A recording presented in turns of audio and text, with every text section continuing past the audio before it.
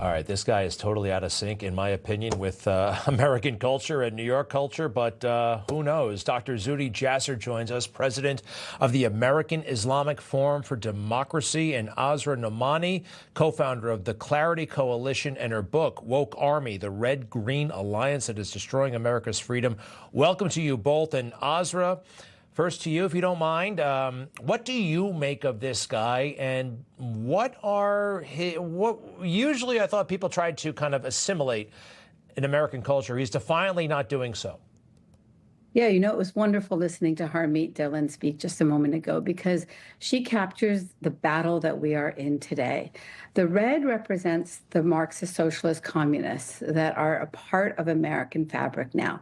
The green are the Muslim groups that are putting somebody like Zoran Mamdani forward in alliance with the Democratic Socialists of America. And they are now the red-green-blue alliance because they have hijacked the Democratic Party. And just as Harmeet was saying, they are now waging a war on fundamental American values like equal rights, merit, and free enterprise. And that is why Zoran Mamdani is such a threat to the United States, and everybody needs to wake up about him because he is not going away. And I am so glad on one level that folks have finally opened their eyes.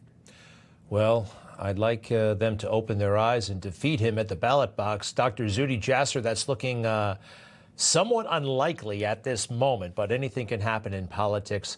I am curious about his faith and what relevance it has to the entire equation. Maybe it has none, but do you think so, sir?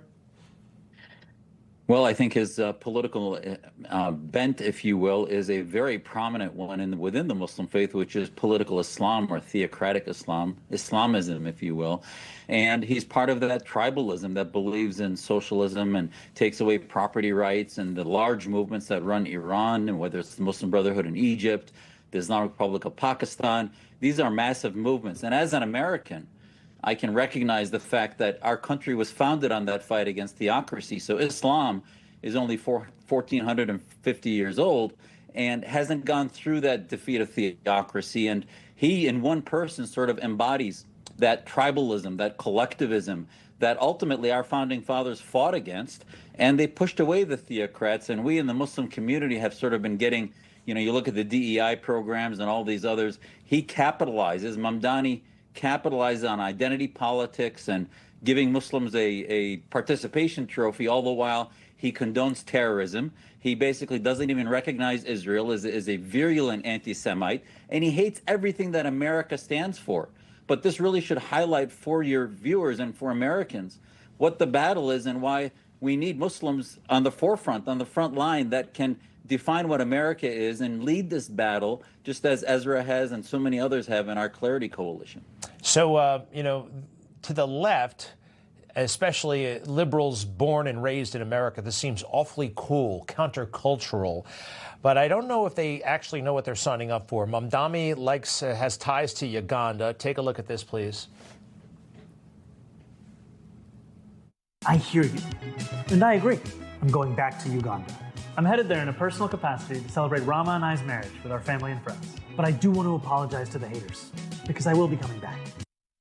The curious thing to me, look, Uganda is, he's a liberal, right? But it's horrifically anti-gay. The government over there kills gay people. If you don't mind, Azra, comment on that and anything else you'd like to say.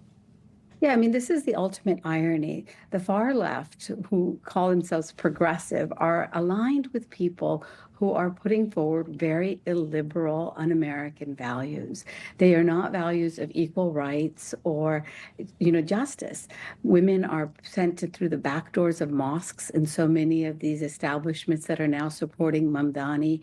The socialists on the other side are trying to destroy American enterprise as we know it. And so the battle is a really huge existential one for us, really. And what Mamdani does is present in sheep's clothing a real wolf of Wall Street, a real wolf of America. And the final victim will be all of us, because America, as we know it, will be destroyed if these people who are in the heart of the empire, as they call it, are allowed to win.